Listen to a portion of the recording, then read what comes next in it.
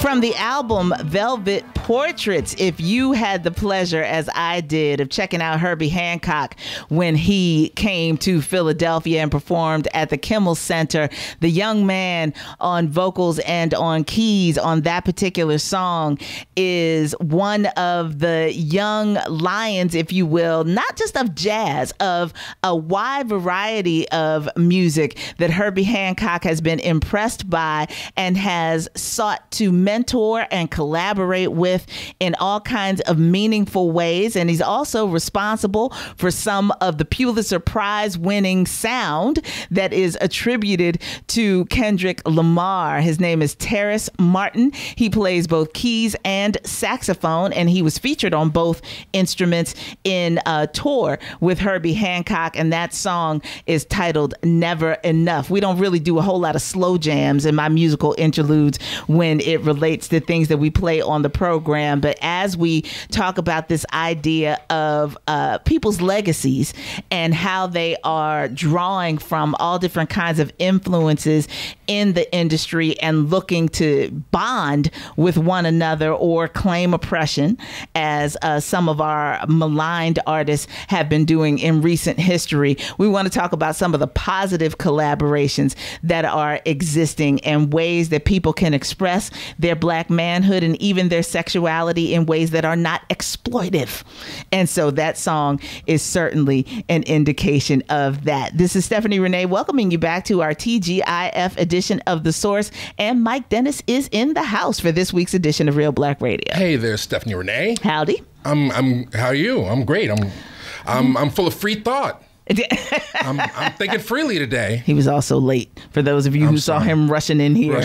Well, I was on this. I've been staying up all night watching these Kanye West videos and everything. Well, now, I mean, this is a very serious topic, but he also has some records to sell.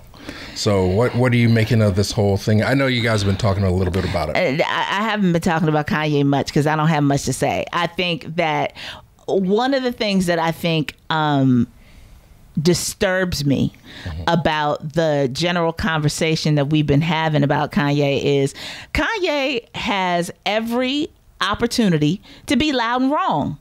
And we can allow him to be loud and wrong and be critical of the statements he makes that people find offensive or find historically inaccurate and all the other things without him being mentally ill. I think it's a cop-out. I think there are people who are legitimately dealing with mental illness in a way that manifests itself in certain ways in our society. I don't think that anything that Kanye has said over the last week necessarily indicate him being in crisis in that way. I think he said what he said because he, A, loves being controversial, and B, truly holds some of the beliefs that he has espoused. And I don't think we should write them off as being a sign of some deeper kind of behavioral health crisis just because he's expressed himself in that way. I completely disagree. I think now granted, his whole career, Kanye has been Kanye, and he's always been the contrarian, the person who sets himself up in a way where, he's always against all odds. He's going to do this, and he's got to hype himself up and then convince the world that he's doing the impossible, and that's worked for him throughout his career. And this is certainly one in a long line of quote unquote Kanye moments. But if you watch the Charlemagne the God interview, he talks about his hospitalization and that he's on medication. On the TMZ interview, at one point he says, I landed in the hospital. I didn't take opioids. I didn't take my medication, my 911s. They tell me to take a certain amount. I'm only taking one a week instead of one every day or something like that. And he said he took one the day before. So this is somebody who's prone to mood swings, and apparently he's used to vibrating on that wavelength, and the people around him. There's some people there, I think, that are enablers, like this Candace Owens person clearly is rocking the Kanye gear and trying to get her manifest her ideas off. I think, but I think he's somebody who benefits from smart people being around him, and it seems like he's eliminated a lot of the people that could really at least help him shape his voice better. So one of the things that I think is important in what you just said, though, is a conversation that I've had frequently with Deanna Williams. Okay. And, you know, as part of her portfolio of services that she provides is that she is a media coach for a lot of folks. And one of the conversations that she and I have engaged in repeatedly is the notion that before you can even get to a point where you can media coach some of these celebrities, we have to deal with trauma and some of the other issues that they have that have manifested in their lives that they have not either had the resources or support to try and address at earlier stages in their lives. So now here you are as you know, someone who's trying to rise in the entertainment industry. You're surrounded by people who are pushing you in a particular direction because that's how they make their money. That's how they want to see you make money, so that it trickles down to them and reputation and influence and everything else. And so and it comes back to me, the Dave Chappelle argument. I say this all the time, that he talks about what made him say, to hell with $50 million. I gotta go because I need to get myself right in this moment of understanding what's swirling around me and how that's pushing me in this direction, and that's not who I want to be. That's not where I want to go. It takes a lot of strength of character to be able to stand firm in that moment and get yourself right. I definitely think the universe is talking to Kanye, and he set himself up.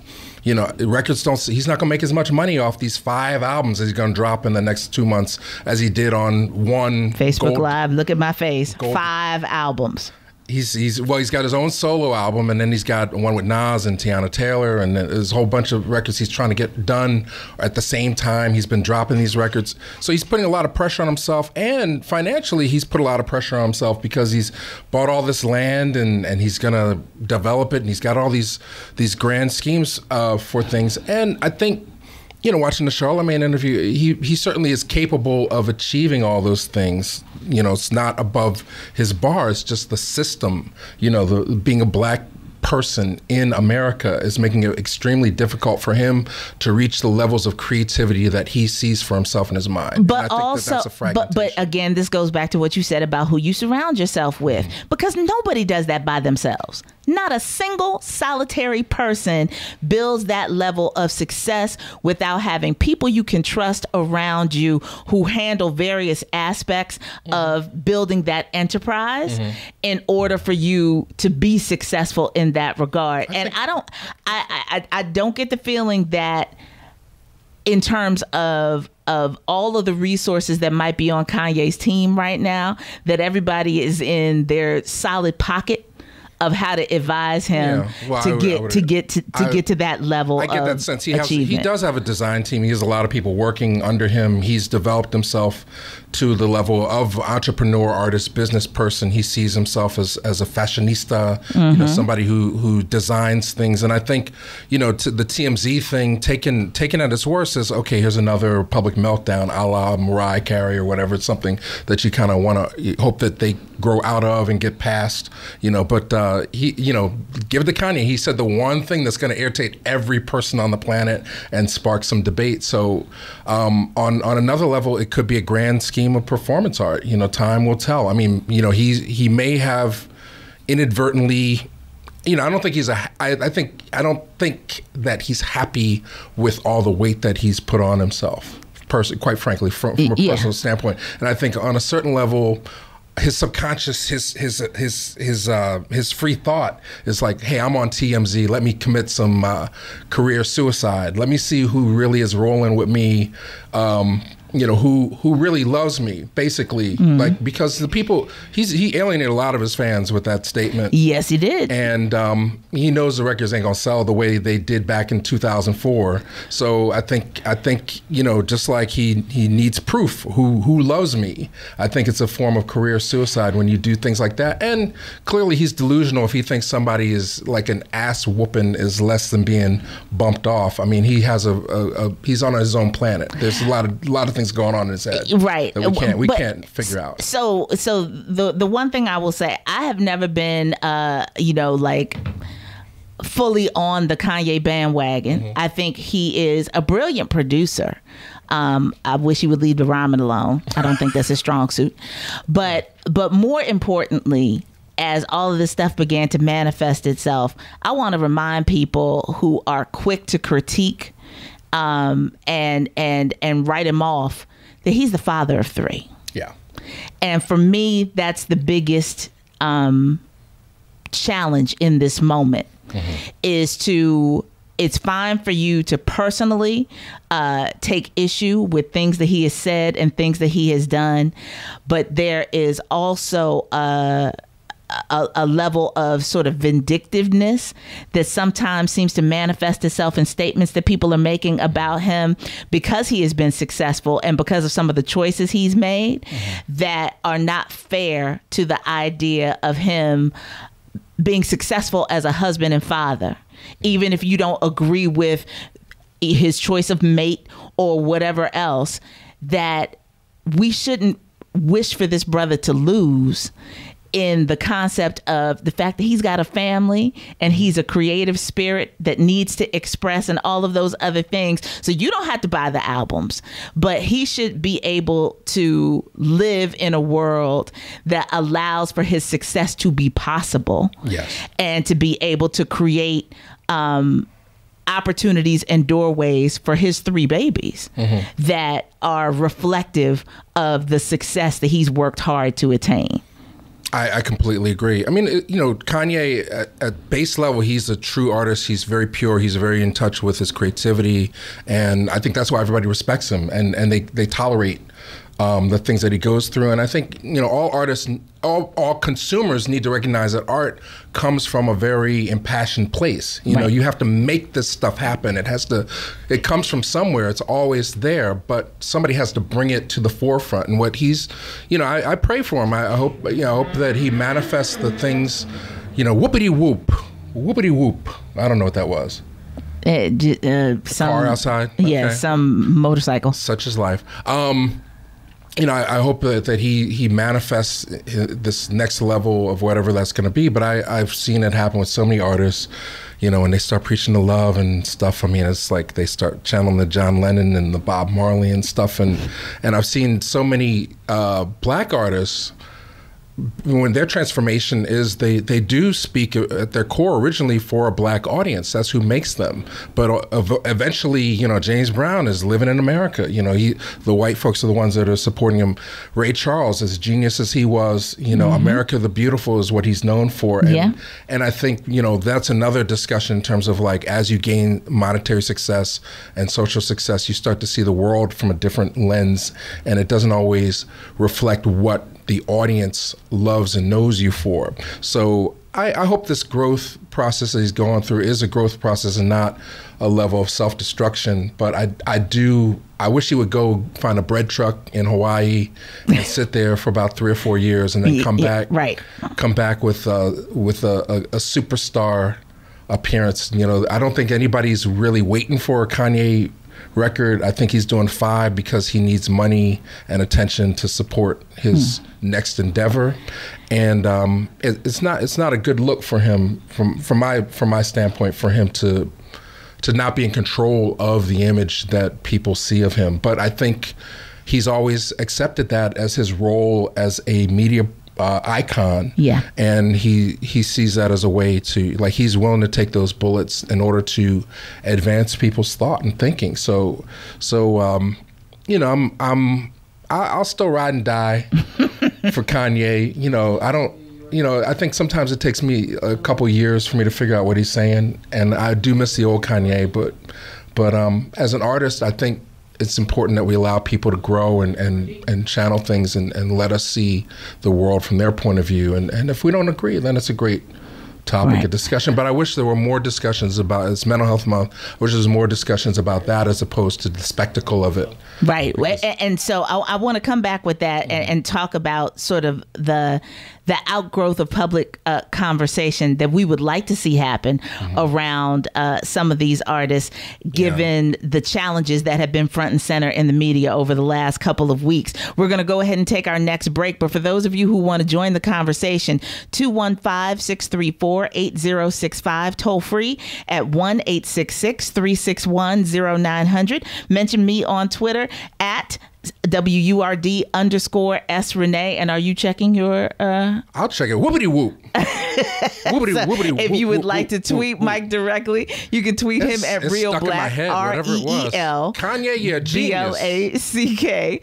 And when we come back, I want to talk about, for all of the Cosby sympathizers, he is not the only one that's had some accolades taken away from him in this past week. And so will that change part of the public conversation that we are having around him being held accountable for his predatory behavior? That and more on this week's edition of Reelblack Radio. Stay tuned. Never let it be said that the late, great Prince Rogers Nelson was not a great judge of talent. And over the course of his lifetime, reached out to so many artists, a lot of them women artists, to say, I hear something in you that needs to be developed further, and takes them under his wing, produces them, writes songs with them, for them, and has elevated their status in the industry to something beyond where they may have dreamed or where they were at the time that he kind of grabs them up and says, you know, you deserve to reach a level of stardom. And so such is the case with this young lady. Her name is Liv Warfield, Liv like short for Olivia, Warfield, from her debut album, Embrace Me, with a song titled Waiting. And I love the whole album, but I really love that song. And Prince started mentoring her, and she cut off all her permed hair and started rocking a short blonde fro and brought out the rock in her, and really was having a great run of her last album, which I believe is titled The Unexpected. But, you know, just this notion of, you know, catching people.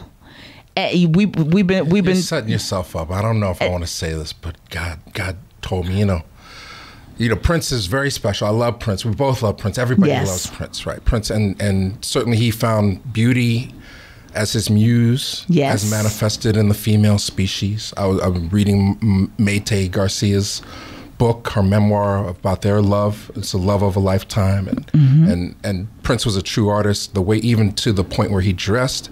Every day he looked at as a work of art, from what he wore to what he ate to how he treated people. And I think that Prince is by far the most beautiful, and it's no mistake that Paisley Park would be in Minneapolis, because the actual water that would go into Paisley Park came right from Lake Minnetonka.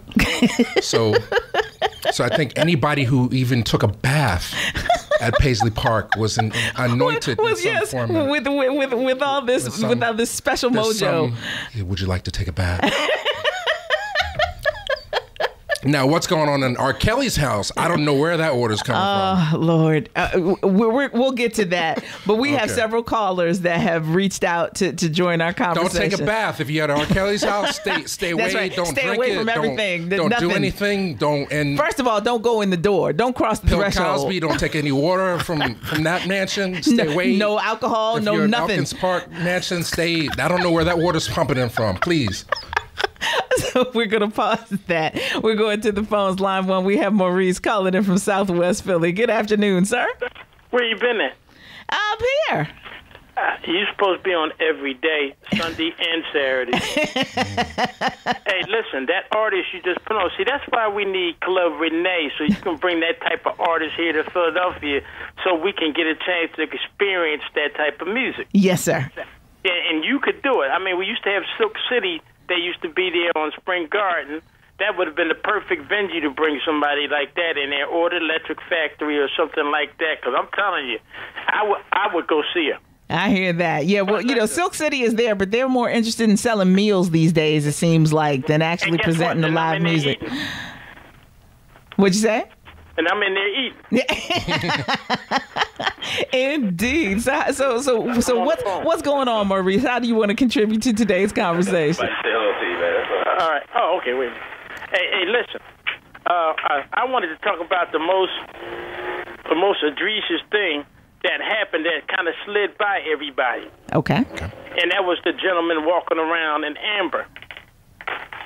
Because they don't understand. I think a lot of people don't understand how serious that was. That a white man is allowed to do just about anything he wants. But if a black man tried to do it, he could be killed. Well, that could be anything. Can you fill us in on Amber specifically? You talking about the brother the man that was walking around with the gun? Yeah, and the reason I say that is, and I say it so lightly because see, this is even bigger than Starbucks and the golf course, because it's a law that says you're able to do it. The law says he's able to do what he was doing. That's why the cop acted like, there's nothing I can really do, because it's true. But if you put a black man in the same scenario, they done shot him 20 times. Right. And what I'm trying to say is, if anywhere we need to be marching, it's up in Ambler right now. I hear that. Because we need to let them know that even though it is the law that this white man can do what he wants, a black man is definitely not allowed to do. They got YouTube videos of the same thing happening. I don't know if you've seen it or not. Well, where a white man walks down with a gun on his hip, on his shoulder, and the cops see him and say nothing. But the black man, maybe half an hour later, walks down with the same gun. They got him kissing the pavement and got their guns drawn, and then the same white guy walks up to him and say, "Hey, I just walked by you with the same gun. Why is he on the ground?" And they ain't have no answer. They were actually like mystified, like, why is he even asking us that? Right. So what I'm saying is, a lot of things go over our head with the Kanye nonsense. I dismiss that because he's in that white world now. He got a white card now. He think he can say and do anything he want until you fall, and then he be looking for Al Sharpton. So I ain't trying to go there with him. But what I'm saying is, we need to pay attention to the real things that's going on, and not letting that go by. That we're being disallowed to do what the law is, and other people are allowed, and we're just saying, "Oh, okay, white guy and Ambler walking around." And understand how important it is. I just want to bring that to your attention. Gotcha. We appreciate you, Maurice. Right. Thank you for that. Right. Yeah. And one of the and so for the benefit of those who might still be confused about this, what Maurice just described is absolutely what happened, and very close to in Greater Philadelphia. This white man challenged the idea that on the books it said that he was able to open carry. Right. And so he was strolling the streets of Ambler, PA with a semi-automatic rifle over his shoulder.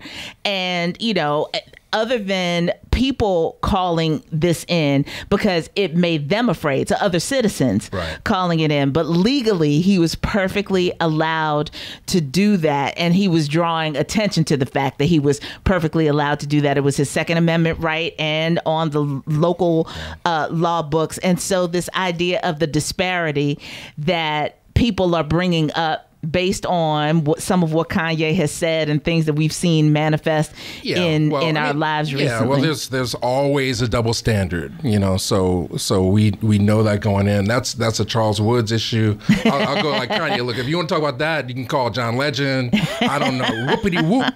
I'm here to entertain you. I want some of the Kanye Kool-Aid. I want this guy to invest in, get some hedge fund money and invent things. But speaking of which, I thought it was really interesting that John Legend, as a friend, since you brought it up, texted Kanye, and then he shared the text. And he was just like, kind of like friend to friend. I'm asking you, brother, just to think about these things that you're saying in public and how this works. And then Kanye chose to share that private text conversation as a tweet.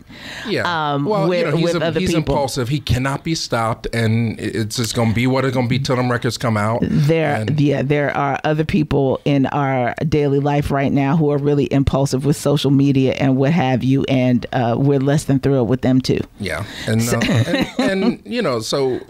but then he puts out the record with T.I. Like, they recorded that in 30 minutes. He drops it. I mean, I think, on a certain level, the genius is at the level of a James Brown, where he's proving to people that even at his level, at his superstar status, he can react to things as quickly as, like, when James Brown was putting out 45s, he'd record the record, it'd be out in every store in the country within a week. And now this guy, he's literally recording records and dropping them the next day. So but not everything is worth dropping immediately. Not every idea, sometimes you need to leave some of those brain farts. Exactly. For the or you can type it, but before you hit send, consider what is happening. Consequences and repercussions. Anyway. Back to the phones line 2. We have Derek calling in from North Philly. Good afternoon. Good afternoon, Stephanie. Love, peace, blessings, and prosperity. Back at you, sir. So much, Stephanie. I appreciate your music as well. I missed that. And so I'd definitely like to be a member of your club. Okay. We'll keep you posted. Maurice, I was listening to him, and I spoke on Charles Ellison's show yesterday there at Word, and I addressed that situation, and I labeled it as territorial pissings. Yes. They marking out boundaries, and as we speak now, our president is collaborating and meeting with the NRA, National Rifle Association now, and so all this is timely. But they know not to. In certain parts of Pennsylvania they can do that, and in the city they can't come in the city, but that's their territory out there, and they marking it. And I hope that the Black Hawkers, the leaders, I'm speaking the Rodney Muhammad's, these people are seeing it just as I am, and other people, that we have to get ready for what's going to take place. Well, are you in the NRA? Are you joining? I mean, that's the only way to counter it, is for Black folks to also open carry. I wouldn't join the NRA because I don't like their policies to what's taking place now, so I would decline. For me, a membership. Well, it's all fear-based, so you have to exercise your rights as well, and not just talk about things. That's my feeling. I don't think the politicians really are in a position of power when the law's already written. We have to change the law. That's why I would disagree with you at, because that's why they're in position. So what we have to do is hold to accountability. And as far as Kanye West, I think a lot of people got it all wrong. Martin Luther King, I'm just mentioning it in the same breath, but I'm not doing no parallel.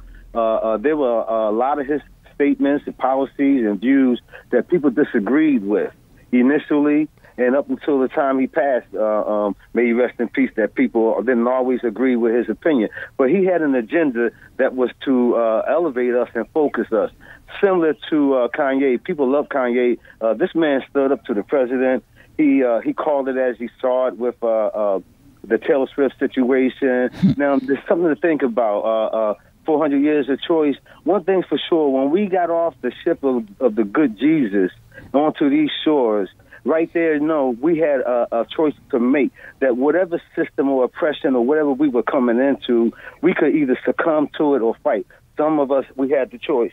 When we were through the Emancipation Proclamation, some of us didn't want to come off the plantation. That was the choice. Now, if you chose not to come off the plantation, that means that you're going to still welcome and subject yourself to the mentality. So whether he was right or wrong, I think the bigger issue, and I also want to mention this too, Van from TMZ, you see, when we disagree, we don't always have to be disagreeable. So I was glad that Van was there to say something, but I also was happy that Kanye said, hey, man, look, if I hurt you, I'm sorry. See, this is how brothers work it out. This is how we can work it out. So at the end of the day, Kanye is doing something that maybe leadership isn't doing, got everybody talking about slavery again. Yes. I agree. Thank you for your call, Derek. And I think it is important to look at that aspect of it. How many of us were engaging in a debate about the length of enslavement, about what enslavement truly means, whether we're talking mental or physical, and how that worked before this incident happened? So there are always positives to glean from even things that we will berate or, you know, critique in some aspect of it. Yeah, I mean, his statement was massively ignorant, but he's an artist. He's not a politician. He's not in a position of any kind of power where he's going to dictate or mandate anything. I think he's misled, but then the hypocrisy is, and I think probably it's the nature of fame and fan bases, which is what I think he's challenging, is we're all kind of addicted to that sort of we have to react immediately, social media, this, that, and the third. So he's giving you something to react to, but at the same time, you know, I think the hypocrisy is, okay, so you ride with him until he says the one thing that you disagree with, and now you're ready to like get rid of him. I'm through with you and everything, and not look past the headline. I appreciate this brother Maurice, like, he watched the whole video. It was a whole discussion and dialogue. Right. And if you're a true fan, you'll watch the Charlemagne thing. You'll see. I mean, he has a purpose, a sense of purpose about what he's trying to do. But it's a lot on him, and financially, Kanye bread truck. Make sure you get one and go away. You're gonna need that bread truck, because the IRS gonna get whatever money you got. We've seen this before. You know, study Marvin Gaye. We'll take one more call before we take our final break, and that's Brother Hannibal. Good afternoon. Good afternoon, my sister. How you doing? I'm well. How are you? And good afternoon. I'm doing fine. Good afternoon to my brother. How you doing, sir? I'm great. How are you? Great. And I'd like to say that I'm a proud member of the Steph Renee Club. I'm Maurice Dad. I'm the captain of the club. Like some Steph Renee. Questions. First, revisiting liberation theology. First, may his soul rest in peace. James Cone. Yes. Contributed a whole lot. I think you're under surveillance, sir. Critiques, I'll call it critiques, coming from the African-centered community, is that if you're going to develop something and call it liberation theology, why are you still using the Bible? Which is not why there are thousands of holy scriptures from a liberated standpoint, specifically dealing with the African-centered culture standpoint. Why not use their independent literature? Why hold on to the Bible? So is it truly liberated? I'm trying to paraphrase what they're saying. That's number one. Secondly, Kanye West. I agree with you. It is not mental illness. He's very reckless. Mental illness, you have to have a diagnosis by the doctor. So, you know, either he has schizophrenia or something like that. I don't know. But, you know, it is not mental illness. He's just very reckless in what he's saying. And, you know, I really don't know how to categorize that. I agree with what you're saying. He probably likes to shake things up and capitalize on the, you know, the whole, you know, conspiracy, what he's saying. I don't know, you know. He's just very reckless in my opinion. He's clearly been diagnosed. He's clearly been diagnosed. He hasn't been diagnosed, so it's not mental illness. I think he has. The same way that Mariah Carey had been diagnosed, but she was in denial about it until it reached kind of a fever pitch where she understood it was really affecting her money and reputation. But, I mean, you know, it's National Mental Health Month. You have to destigmatize this kind of thing, and I think everybody has a little bit of crazy, and they can become crazy. Like there's no normal to anything, but and I think he's accustomed to operating within that frequency. That's where he finds his creativity. And he's been self-medicating, so that has exacerbated some of the things that he has been diagnosed with. So I do think it influences what he says. Do I think it is the root of what he says? Not necessarily, but within context, I think there is something to be said about his impulse control and how he shares some of his ideas with the public. And unfortunately, like worse than the opioids, the fame, I think, is really the drug that he's on, and his need for attention is. I mean, he wouldn't be as great as he is if he didn't have that need, and that's a double-edged sword to all the fame and celebrity. And he's an aging artist. He's 40. I mean, when Mariah was going through his thing, I mean, the people around her was concerned, and they're like, look, she's worth more money dead than she is alive at this point. Her catalog is worth more money than anything that she's going to do in the future. So I think he needs to be very, very careful and protect himself. I was going to say, go ahead and ask your question, Hannibal. Will take us in the break. Can you both speak to the critique coming from the African-centered community about it not the James Cone theology not really being liberated if they're still using the Christian paradigm? I hang up and listen. Gotcha. Yep. We'll do that on the other side of the break. We got to take our final break of today's program, and then we'll try to wrap that into and take a couple more calls to help end today's program. Stay tuned for the conclusion of this week's edition of Real Black Radio in just a moment. From the collaborative album, Mos Def and Talib Kweli are Black Star.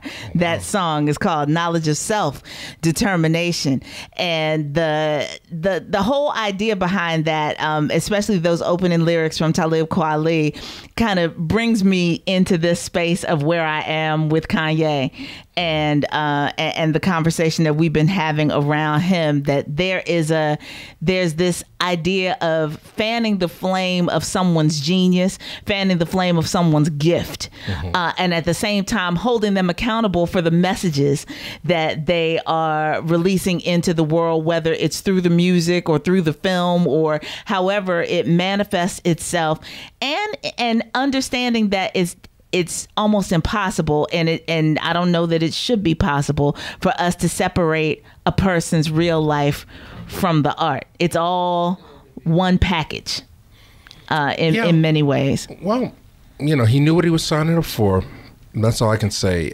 I'm a big music fan. I've seen this happen many a time with people that really want to push the limits and push the audiences further. Their things rise and fall, and sometimes, the delusion is that you're still that person. Muhammad Ali probably fought a little too long than he needed to. Right. Sly Stone. I mean, there's a great.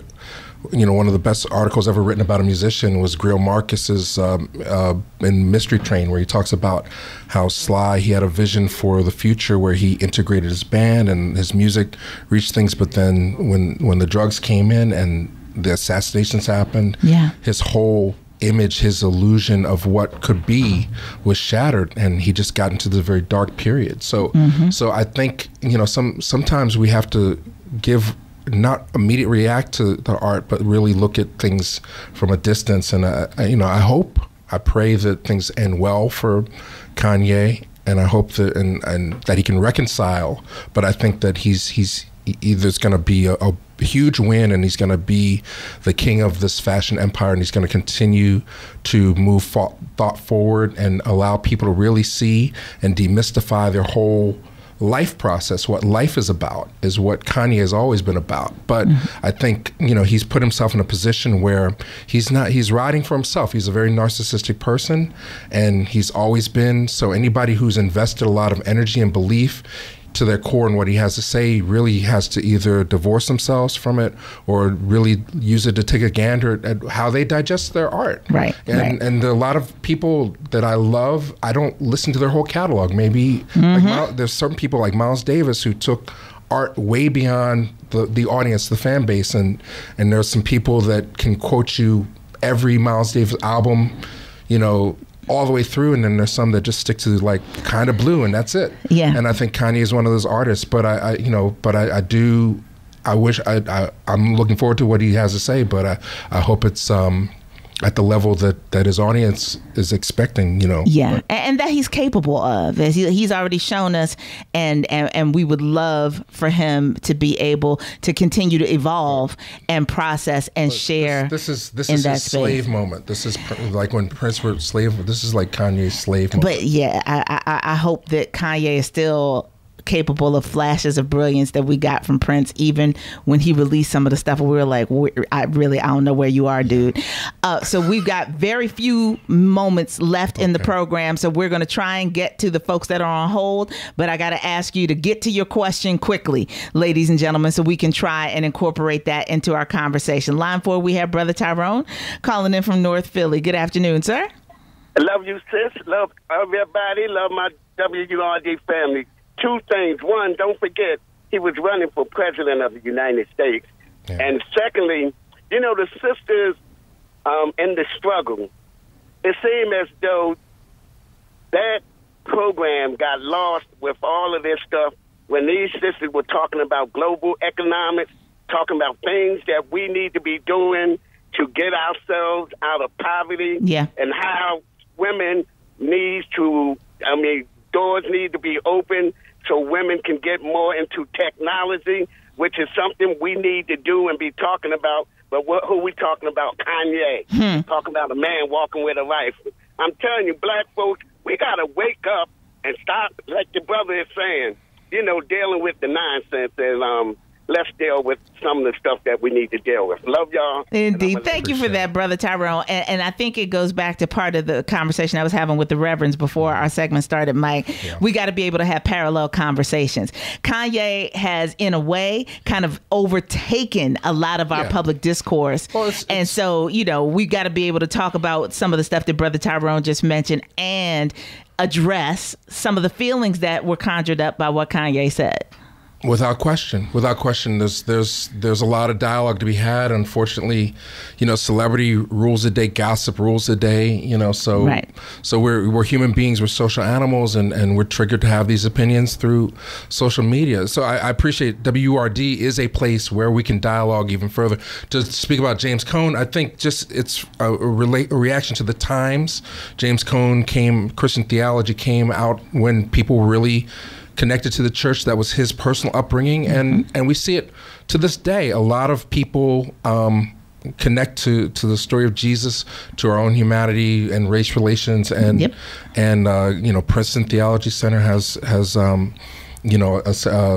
oh gosh, I can see Cornel West is over there, and then Michelle Alexander. She went from mass incarceration into theology. She sure did. I think our understanding, our relationship is the conduit is Jesus Christ for whatever reason, but I think we should look beyond all of that. Well, for me, as someone who is unchurched, I think it is important for us to see our story and struggle in every place that we are. Yes. And so the idea that James Cone spoke about Black liberation theology to me is important, because we should be able to have the conversation there and in every other faith space and in every other cultural and creative space as well. Yeah. We're probably only going to have time for one more caller, and that's going to be Timothy calling in from South Philly on line 1. Good afternoon. Good afternoon, Steph. Great host like you always are, and you got one of my favorite persons there, Mike. My question to you is, Mike, and Steph, speaking of artists, the Superfly movie's coming out. Yes. I want to ask you folks, especially Mike, you're experts at this, who is the writer, the production, who's doing the acting? I know the trailer came out today. I mean, I predict Oscars. You mean another trailer? The full trailer, the teaser trailer came out. I predict Oscars for the new Superfly remake. Best hairstyling. But and Future's in it and all this stuff. I don't know. It's a cash grab. I'm not interested. I will go see it. I'll have to. I mean, I'm offended, but it's Hollywood is devoid of ideas. I will say this, Timothy. It doesn't appear to have any kind of cultural context within the times that we are living in right now that are going to call people to think more deeply about pimp hoe culture and just the way or the drug culture and how it manifests itself in our society. I think that would have been a smart way of reviving this film and bringing it back out for us. I don't know that we're going to cover any new groundbreaking territory with the remake. And they even messed up the name. They made Superfly one word. It's called Superfly. Right. Because fly in itself is a word. It's not Superfly like the song. Yeah. It's like you're Superfly. You're super dope. There's a reason why he was called that, but anyway, and we all speak English for a reason. That's another reason why to connect with the Christian theology. We have to be like shrewd observers to watch this thing, and we're going to be one of the best critics, because we should be able to judge what we like and we don't like, and what we should see and what we won't see. But some people want to look at it anyway and maybe raise it up, even when it's negative. So look for the positive of it. Let's see what happens. Well, the Hollywood's belief is that there's enough people to spend money on it to justify the expense. And my feeling is time is going to go by anyway. guy, and you don't need to spend money to have a good time, like Jermaine Stewart. You know, so I think we have enough entertainment at this point where I'm not caping for every movie that comes out, but I do recommend that you see the pilot episode of To Catch a Sexual Predator, starring R. Kelly. Or better yet, it's actually called the R. Kelly BBC documentary. You know what? You could make me stab you with a pen. Well, if NBC produced it, R. Kelly would have walked in on Chris. He's like, hey, what's going on? Yes. But BBC did an excellent documentary and found a lot of the people that were caught up in the sex cult. And it's very enlightening. And I think it's one of the key reasons why we were triggered, because we actually have people that have escaped from it and are speaking to what the experience is, yes. brainwashing 13, 14, despite how much he girls. wants to conjure up a lynching analogy to what is happening with his legacy and career. So now. I'm down for muting R. Kelly, but does that mean I got to take "I Believe I Can Fly" off my playlist, because I love that song and it's Michael Jackson? Oh my God! Anyway, or "You Are Not Alone." Do I need to get rid of that one? Can I keep "You Are Not Alone"? Can I please? No, it's all gone. We have 2 minutes. It's all gone. What do people need to be listening to this weekend? For free, Janelle Monáe just dropped a 40-minute movie, Dirty Computer, on YouTube, Vimeo, all this stuff, and it's it's Afrofuturism and music and all that stuff. Yes. So she's got a new album, and the big news, also on Netflix, Dear White People Volume 2 dropped today,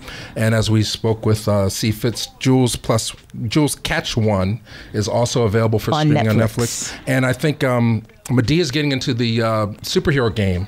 Stop. So I'm looking forward to that one. Stop. It's called "I Believe I Can Fly." And doing the soundtrack. I swear, you all see me here on Facebook Live. I'm sorry. Look, he wants me to stab him in the ear with a pen. So what? All right, okay. Let us be. It's a sensitive topic. No, but just say let us be.